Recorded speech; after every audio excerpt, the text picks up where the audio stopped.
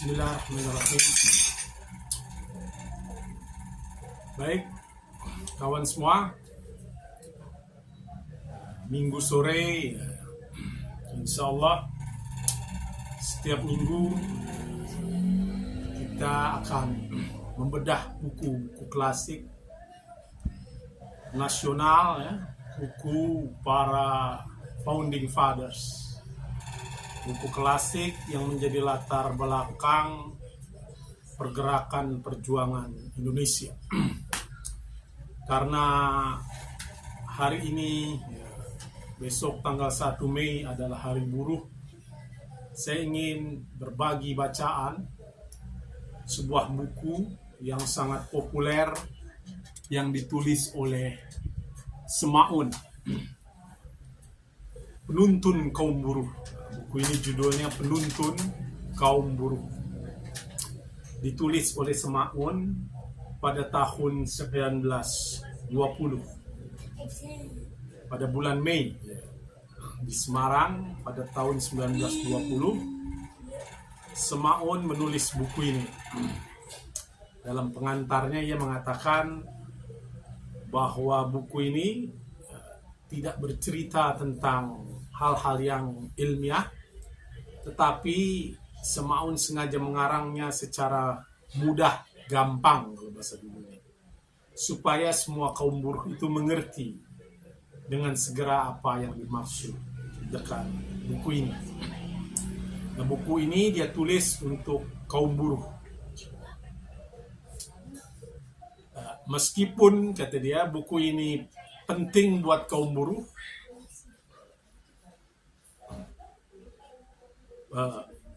tetapi juga buruh pemerintah bisa menarik faedah, maksudnya pegawai yang bekerja di pemerintahan, karena mereka mempunyai nasib dan keadaan yang sama dengan buruh-buruh yang lain. Jadi sama saja, buruh yang kerja di pemerintahan itu adalah buruh, dan yang di luar juga buruh. Nah, moga-moga, kata Semaun, buku ini menjadi penuntun bagi kaum buruh Hindia Belanda. Pada masa sebelum kemerdekaan Indonesia disebut sebagai Hindia Belanda.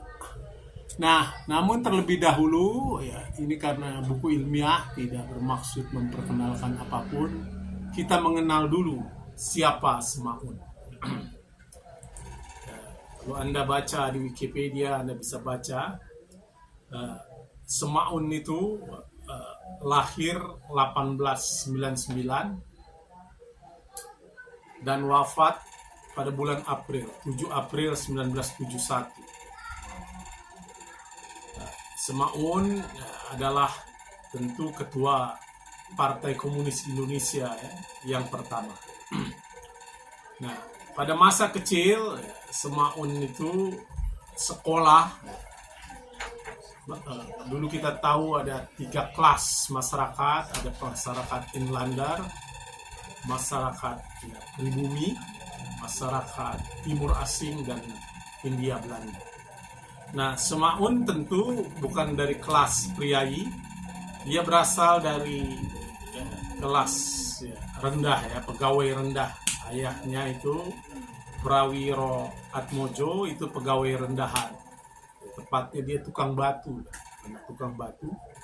di jawatan kereta api pada masa itu. Nah, kemudian dia memperoleh masuk pada sekolah, masuk di namanya Tweede Klas, sekolah Bumi Putra kelas 2. Pada masa kolonial Hindia Belanda ada kelas-kelas, dan Semaun sekolah pada kelas 2.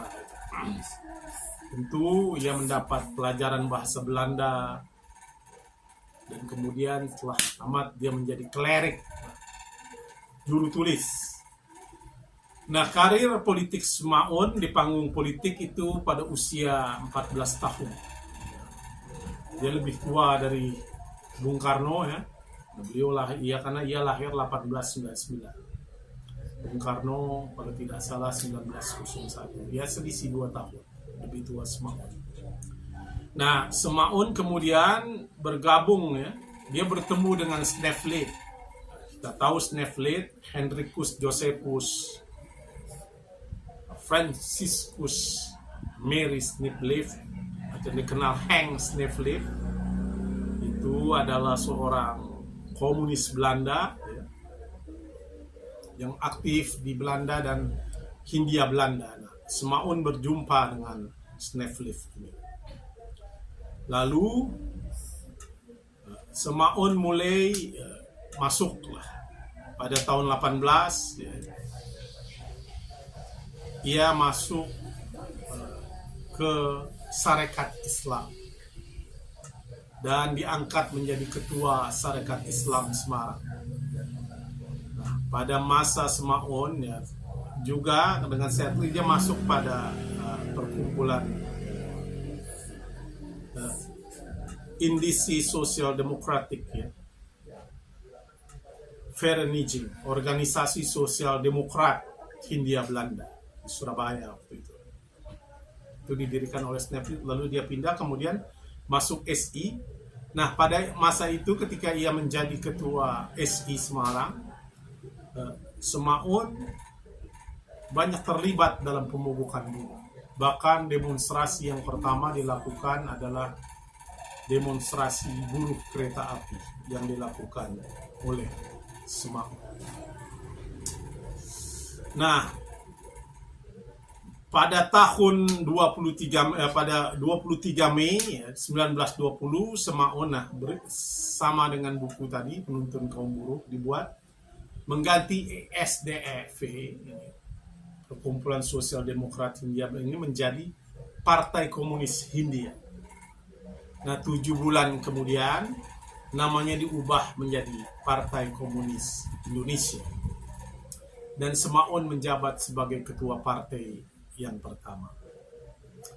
Nah, pada bulan Mei 1921 ini kita coba melihat data historis. Ketika PKI didirikan setelah ISDV dideportasi, Semaun menjadi ketua pertama. Dan awalnya itu bagian dari Sarekat Islam. Nah, ini yang perlu kita ketahui, bahwa PKI itu pada awalnya adalah bagian dari Sarekat Islam. Dan Semaun menjabat ketua Sarekat Islam Semarang. Nah, selama kemudian pada masa itu, nah mulailah terjadi perbedaan pendapat antara Semaun dengan HUS Cokro Aminoto kemudian pecahlah karena perbedaan paham itu. Akhirnya ia mendirikan memisahkan diri pada Oktober 1921 dan pada akhir tahun itu juga dia meninggalkan Indonesia karena dikejar Belanda, pergi ke Moskow. Nah, ketika Semaun ke Moskow, Tan Malaka menggantikannya sebagai ketua umum. Jadi ketua umumnya digantikan oleh Tan Malaka. Nah, setelah kembali lagi ke Indonesia tahun Mei 1922, 1 tahun kemudian, kembali Semaun menjadi ketua umum dan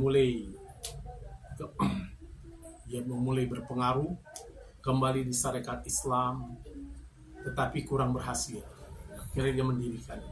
Nah, pada tahun 1923 ia merencanakan demonstrasi besar-besaran dan setelah itu Semaun diasingkan di Belanda. Nah, selama pengasingan itu dia kembali ke Uni Soviet. Nah, dia di sana tinggal 30 tahun. Jadi cukup lama. Bahkan Semaun pernah tinggal 30 tahun di Uni Soviet selama 30 tahun dan menjadi warga negara sebenarnya di Soviet itu.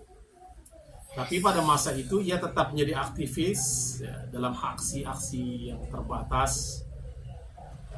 Dia juga pernah berbicara di Belanda, diundang oleh Perhimpunan Indonesia yang dipimpin oleh Muhammad Hatta. Dan juga kuliah dia di Universitas Tashkent. Nah, selama pembuangan di Eropa, Semaun aktif itu di Komisi Eksekutif Komunis Internasional. Setelah beberapa tahun di Belanda, kemudian dia pindah ke Uni Soviet dan itu yang dia menjadi warga negara di sana. Dan dia pernah bekerja menjadi pengajar bahasa Indonesia dan penyiar radio di Moskow. Nah, puncak karirnya adalah ketika diangkat oleh Stalin. Nah, ini menarik. Jadi Smaun itu diangkat oleh Stalin menjadi pimpinan Badan Perencana Negara di Tajikistan. Jadi Smaun diangkat sebagai ketua Bappenas. Nah, kita tahu ada buku postulat ekonomi Smaun itu. Itulah yang kemudian melahirkan ketika kembali ke Indonesia Bappenas itu, Badan Perencanaan Nasional yang hingga hari ini ada. Itu sebenarnya adalah kontribusi Smaun. Nah, setelah masa pengasingannya, dia kembali ke Indonesia dan pindah ke Jakarta. Nah, kepulangannya di Indonesia itu tahun 53, lalu ada inisiatif dari IWA namanya, Kusuma Sumantri, profesor, ini adalah founding fathers juga. Ini kita perlu mengenal tokoh-tokoh ini karena apa? Karena bangsa Indonesia pasca Orde Baru itu mengalami amnesia sejarah. Dia lupa atas sejarah bangsanya sendiri. Kalau kata Kundera, perjuangan adalah ingatan melawan lupa. Ya, mudah-mudahan ini bisa mengingatkan kita atas kelupaan sejarah. Nah, Profesor Iwa ini sarjana hukum, seorang politikus Indonesia ya, yang sekolah di Belanda, juga pernah menghabiskan waktunya di Soviet. Semaun kemudian mengajar di situ. Dan ini yang menarik, keduanya ini menikahi sekjen Partai Komunis Iran. Jadi Semaun itu istrinya orang Iran. Iwa Kusuma juga, mereka menikahi 3 putri, anak kakak adik yang saat itu bekerja di Komintern. Semaun menikah dengan putri dari sekjen Partai Komunis Iran. Nah, saat kembali ke Indonesia yang udah tua, udah cukup 50 tahun lebih, 50 tahun lebih dia kembali, usianya sudah setengah abad lebih lah, 50 sekian tahun. Semaun tentu telah terputus dari PKI, partai yang ia dirikan, dan tahun 59 sampai dengan 61 dia bekerja sebagai pegawai pemerintah, PNS, dan juga menjadi dosen yang mengajar ekonomi di Universitas Pajajaran, itu Semaun. Nah, Semaun kemudian meninggal ya pada tahun 71 pada masa Orde Baru, tanggal 7 April, dan dimakamkan di Gunung Gangsir ya, Beji, Pasuruan. Nah, itu adalah kisah singkat Semaun. Anda bisa nonton film misalnya Cokro Aminoto Guru Bangsa, film tahun 2015 itu, ada Semaun itu diperankan oleh Tanta Ginting. Nah, itulah Semaun. Nah, perpecahan Semaun SI itu ada kisah yang menarik, tentu ada berbagai versi. Semaun versinya mengapa ia keluar, dia punya versi sendiri, tapi saya khawatir kalau saya sampaikan di sini karena narasi ini ada dari Semaun tentang itu. Nah, buku Penuntun Kaum Buruh, buku yang tadi, buku Penuntun Kaum Buruh ini ada buku yang cukup tua ya. Kita karena insya Allah setiap minggu sore ya, kita akan membedah buku-buku nasional ya, untuk menambah pengetahuan kita tentang sejarah bangsa kita secara ilmiah. Ini bukan sebuah propaganda, ini adalah kajian ilmiah terhadap literatur kekayaan khasanah bangsa. Nah, itu pengantarnya. Jadi buku ini Penuntun Kaum Buruh ditulis oleh Semaun pada tahun 20 pada bulan Mei. Kita masuk bulan Mei. Bulan Mei adalah bulan yang penting bagi kaum buruh. Kalau kalang nasionalis ya, itu bulan Juni. Bung Karno ya, bulan Juni. Mei adalah bulannya kaum buruh. Kalau Mei bulannya kaum nasionalis. Bung Karno. Penuntun Kaum Buruh ya, pernah sudah diterbitkan, Anda bisa memperolehnya. Nah, kalau kita melihat daftar isi dari buku Penuntun Kaum Buruh, ini buku buruh yang pertama tentang buruh yang ditulis di Indonesia. Dengan sangat mudah kita membacanya. Dan buku ini terdiri dari 9 bab. Ini yang menjelaskan tentang buruh. Misalnya bab pertama itu tentang mengapa ada perkumpulan. Mengapa di Indonesia ada perkumpulan. Nanti kita akan bahas, saya bacakan dulu ini bab-babnya 10. Ada bab kedua, 3 macam perkumpulan penting. Bab ketiga, maksud didirikannya serikat buruh. Bab keempatnya, cita-cita dan asal serikat buruh. Bab 5, ikhtiar, alat dan senjata serikat buruh. Bab keenam, badan dan bentuk serikat buruh, organisasinya. Bab ketujuh, politik yang berfaedah bagi serikat buruh. Bab 8, modal pergerakan dan pengurusan buku-buku perkumpulan, ya, administrasi tentang buruh. Bab ke-9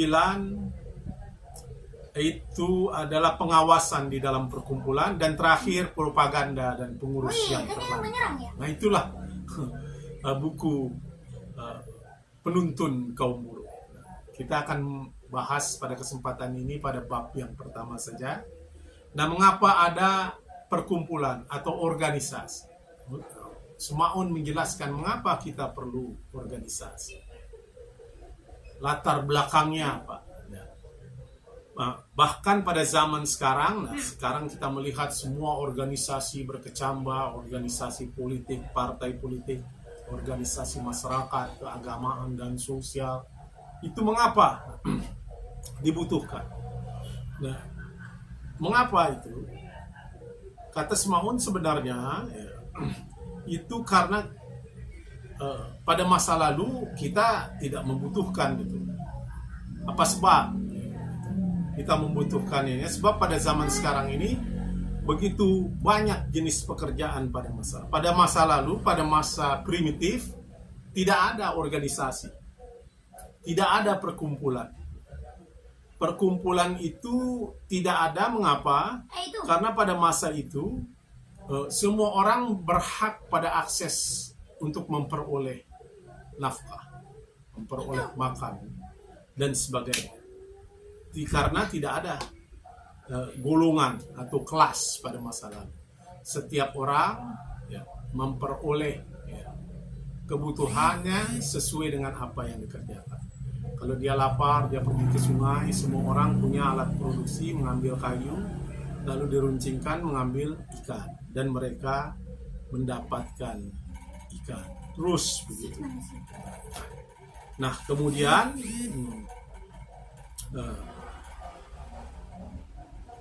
semua orang mendapat itu, memperoleh, mencari makan.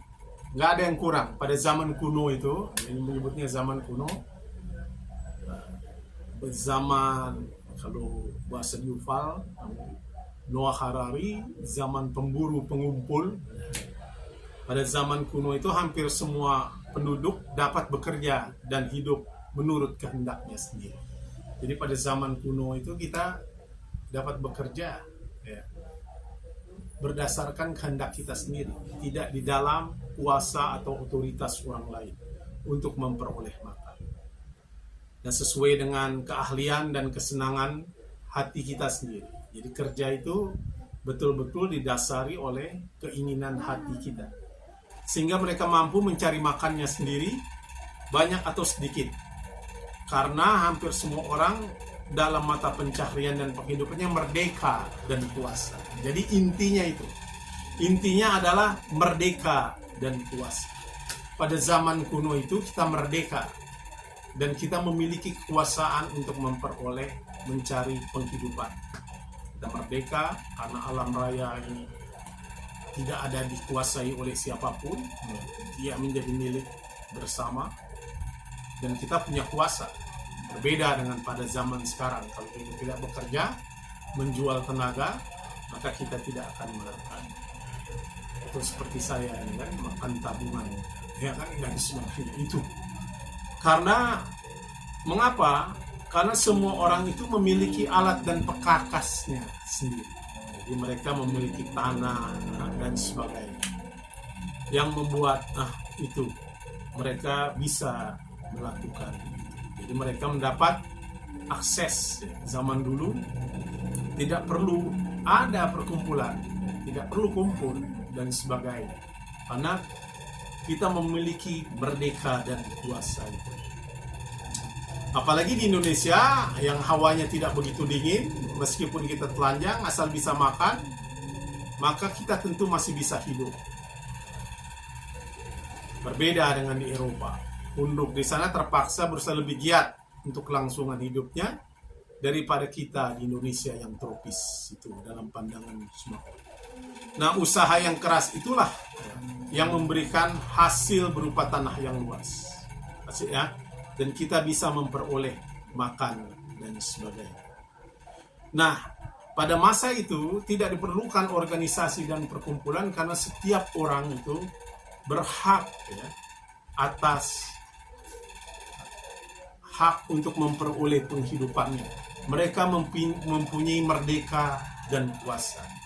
Nah, perkembangan teknologi dan sebagainya, cara berproduksi itulah yang kemudian merampas kemerdekaan dan kuasa itu. Sehingga kemerdekaan dan kuasa itu berada di tangan mereka yang menguasai alat-alat produksi. Nah, pada masa itulah kemudian muncul problem dalam kehidupan kita.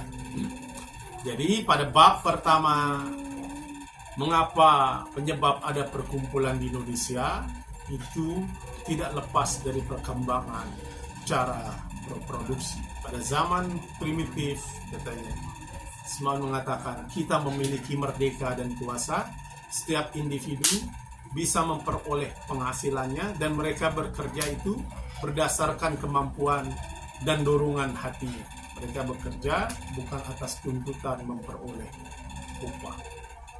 Saya kira itu dulu. Kita akan lanjutkan bedah buku kita pada setiap minggu sore. Terima kasih.